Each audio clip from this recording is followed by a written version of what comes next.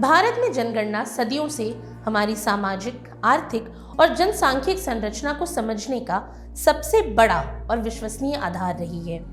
हर 10 साल पर होने वाला ये अभियान न केवल देश की जनसंख्या का पता लगाता है, बल्कि समाज की बदलती जरूरतों, प्रवृत्तियों और चुनौतियों को भी उजागर करता है। अब जब देश 2027 की ओर बढ़ रहा है, तो अगली जनगणना एक नए युग की शुरुआत करने जा रही है। एक ऐसे युग की जहां परंपरा और तकनीक मिलकर जनगणना को पूरी तरह डिजिटल स्वरूप में ढालेंगी।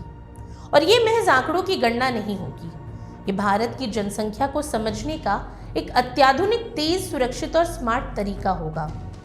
अब वैसे तो भारत में जनगणना का इतिहास 150 साल पुराना है।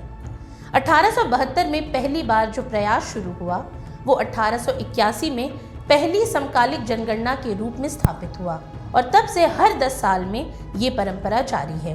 वहीं स्वतंत्रता के बाद पहली जनगणना 1951 में हुई और 2011 तक ये प्रक्रिया समय पर चलती रही।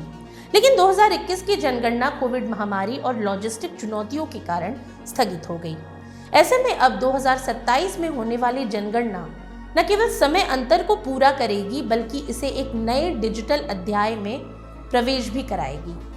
अब देखिए, भारत सरकार ने 2027 की जनगणना को 2 हिस्सों में बांटा है। पहला चरण अप्रैल से सितंबर 2026 के बीच चलेगा, जिसमें हाउस लिस्टिंग और हाउस सेंसस किया जाएगा। इस दौरान देश के हर घर, भवन और प्रतिष्ठान को जियो टैग किया जाएगा, ताकि उसकी लोकेशन को डिजिटल मैप पर सुरक्षित तरीके से दर्ज किया जा सके।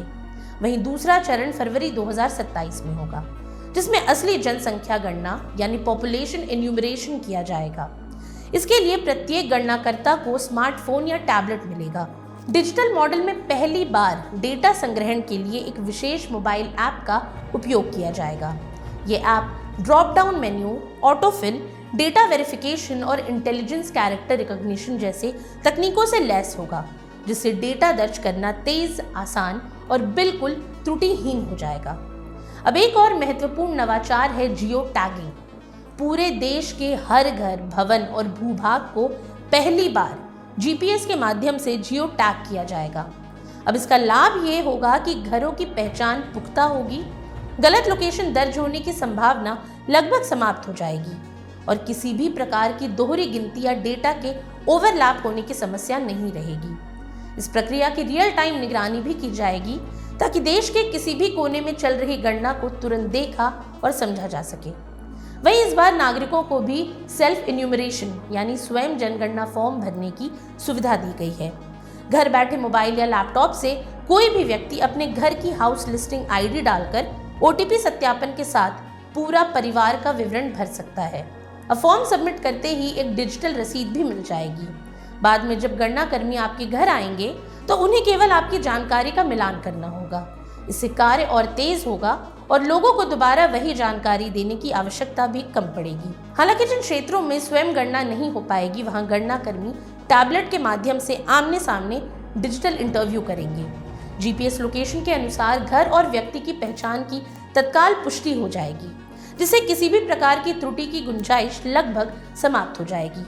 वहीं जीआईएस आधारित डिजिटल मैपिंग से भारत के हर गांव, कस्बे, शहर और ब्लॉक को अधिक सुव्यवस्थित तरीके से नक्शे पर दर्ज किया जाएगा।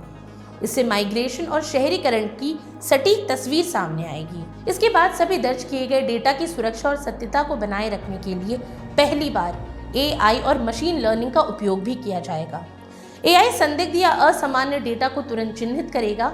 इसके साथ ही मशीन लर्निंग एल्गोरिदम एक भरोसेमंद डेटाबेस तैयार करेगा।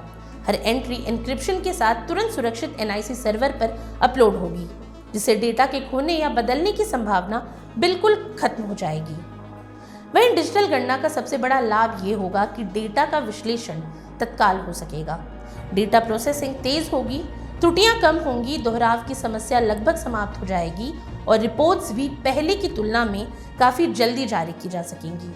कागजी कार्रवाई घटने के कारण लागत कम होगी और पर्यावरण संरक्षण में भी महत्वपूर्ण योगदान मिलेगा। और सबसे बड़ी बात यह है कि सरकार नीति निर्माण में अधिक स्मार्ट, वैज्ञानिक और वास्तविकता आधारित निर्णय ले पाएगी, क्योंकि 2027 की ये डिजिटल जनगणना केवल एक सरकारी प्रक्रिया नहीं, ये भारत के तकनीकी परिवर्तन की एक प्रतीकात्मक तस्वीर है। आज के लिए इतना ही। ये सामग्री आपके लिए जुटाई थी उर्वशी शेखर ने और वीडियो संयोजन किया था राहुल कुमार ने।